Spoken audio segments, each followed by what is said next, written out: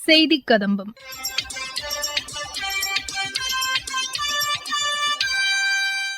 இன்றைய செய்திக் கதம்பத்தில் சென்னையில் நடைபெற்ற திறன் மேம்பாடு மற்றும் விழிப்புணர்வு பயிற்சி முகாமில் தேசிய தொழிற்கல்வி மற்றும் பயிற்சி மையத்தின் நிர்வாக உறுப்பினர் டாக்டர் வினிதா அகர்வால் பங்கேற்று பேசிய உரை மற்றும் மத்திய அரசின் சமூக வலைதள பதிவுகள் உள்ளிட்டவை இடம்பெறுகின்றன. சென்னையில் திறன் மேம்பாடு மற்றும் விழிப்புணர்வு பயிற்சி முகாம் இன்று நடைபெற்றது. இந்நிகழ்ச்சியில் கலந்து கொண்டு பேசினார் தேசிய தொழிற்கல்வி மற்றும் பயிற்சி மையத்தின் நிர்வாக உறுப்பினர் டாக்டர் வினிதா அகர்வால். அவர் பேசுகையில், So I think we all agree that skilling is the key to productive engagement of our youth. However, for skilling to be effective, it is essential that it is of requisite quality. With this objective in mind, the National Council for Vocational Education and Training was set up by the Government of India in December 2018. That is to infuse quality and improve skilling outcomes in the country. And since then, NCVT has been undertaking a number of initiatives and policy reforms focused on quality. However, what happens is that so many times these policies and initiatives don't percolate down to the states. And even if they do percolate to the states, there are such frequent changes in them that many of them may not reach the state governments. So that is the main objective of this workshop, to disseminate and create awareness about whatever work NCVT has done so that the states can utilize them for improving skilling outcomes in their state. For instance, one major reform or major initiative we have undertaken is recognition of awarding bodies and assessment agencies. Now, we all know that these are the two main pillars in the skilling ecosystem. And if we improve the quality of these two bodies, we can improve the skilling to a great extent. So what we did was in NCVT, we laid down certain minimum standards for the functioning of these entities, looking at what their experience is, their infrastructure availability, their governance, and many other parameters. So any body that is recognized by NCVT means that they are adhering to these standards. As of now, we have 147 recognized awarding bodies and 68 assessment agencies in the country. And these range from central government departments, state government departments, autonomous bodies under the governments, under the state and the central government. Then there are universities, state boards, even multinational companies, many of them are our awarding bodies. And once they become awarding bodies, they can develop their qualifications and get them aligned to the National Skills Qualification Framework.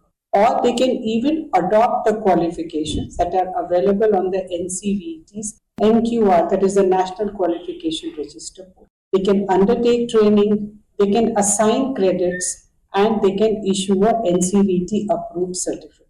Now, this is what the states should be aware of, that this NCVT certificate carries the logo of NCVT, and only recognized awarding bodies who are offering NSQF aligned qualifications can assign credits and can issue the NCVT certificate.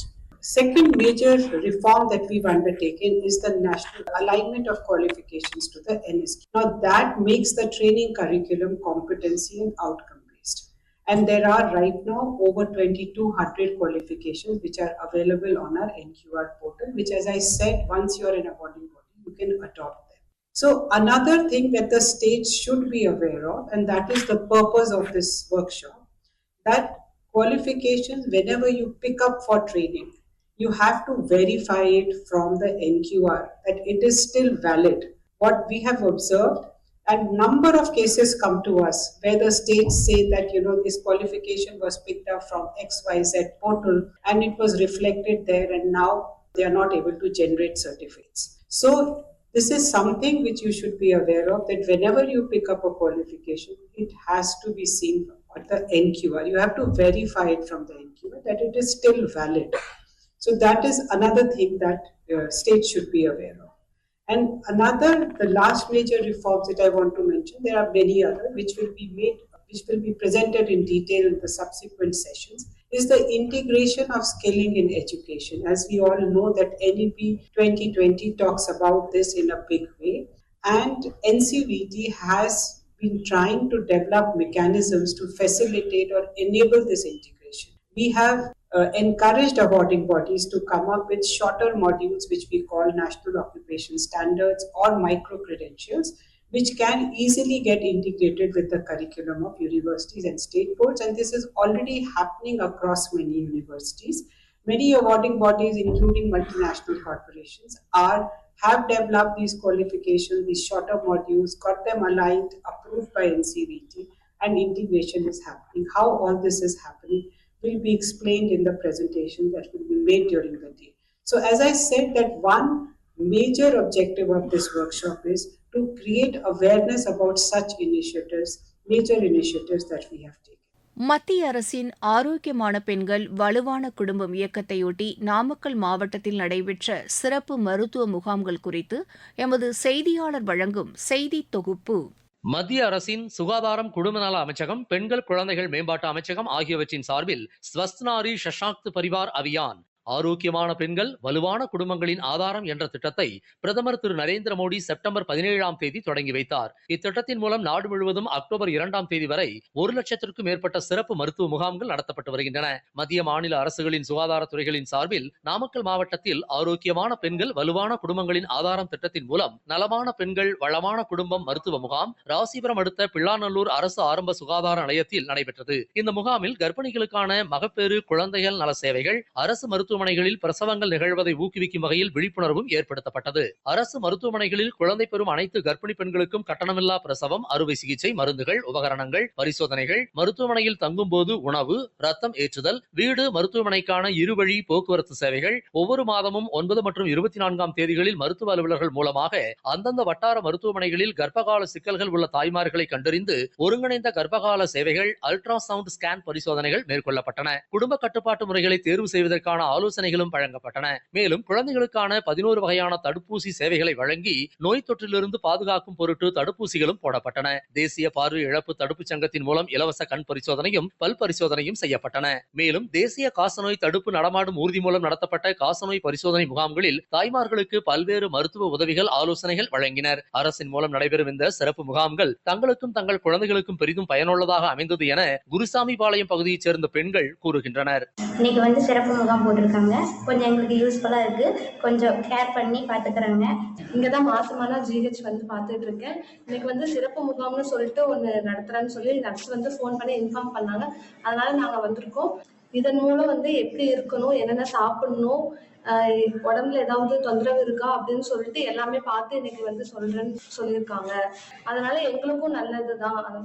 Swasth நாரி சஷாக்த் பரிவார் அபியான், ஆரோக்கியமான பெண்கள் வலுவான குடும்பங்களின் ஆதாரம் திட்டம் என்ற அரசின் இதுபோன்ற சிறப்பு நடவடிக்கைகளால் கிராமப்புற பெண்கள், கர்ப்பிணி தாய்மார்கள், குழந்தைகள் பெரிதும் பயனடைந்து வருகின்றனர். மத்திய அரசின் சமூக வலைதள பதிவுகள். பிரதமர் திரு நரேந்திர மோடிக்கு பரிசாக வழங்கப்பட்ட பொருட்கள் ஆன்லைன் வாயிலாக ஏலம் விடப்பட்டு வருகிறது. கலாச்சாரம் மற்றும் படைப்பாற்றலை வெளிப்படுத்தும் வகையிலான இந்த பொருட்களின் ஏலத்தில் மக்கள் பங்கேற்க வேண்டும் என்றும் இதன் மூலம் கிடைக்கும் தொகை கங்கை தூய்மை திட்டத்திற்கு வழங்கப்படும் என்றும் பிரதமர் திரு நரேந்திர மோடி தெரிவித்துள்ளார். மத்திய உள்துறை அமைச்சர் திரு அமித் ஷா ஆபரேஷன் சிந்தூர் நடவடிக்கை தொடர்பாக பிரதமர் மற்றும் தேசிய பாதுகாப்பு ஆலோசகர் ஆகியோரை விமர்சிப்பது போன்ற காணொலி செயற்கை நுண்ணறிவு தொழில்நுட்ப உதவியுடன் போலியாக மாற்றப்பட்டு இணையதளங்களில் பகிரப்படுகிறது. இதுபோன்ற எந்தவொரு தகவலையும் உள்துறை அமைச்சர் கூறவில்லை என்றும் மத்திய அரசு தெளிவுபடுத்தியுள்ளது.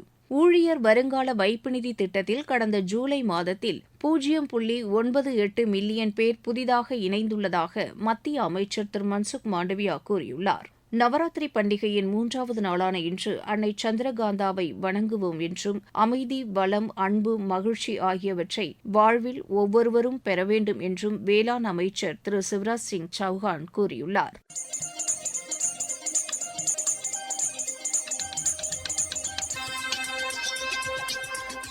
இத்துடன் இன்றைய செய்திக் கதம்பம் நிறைவு பெறுகிறது.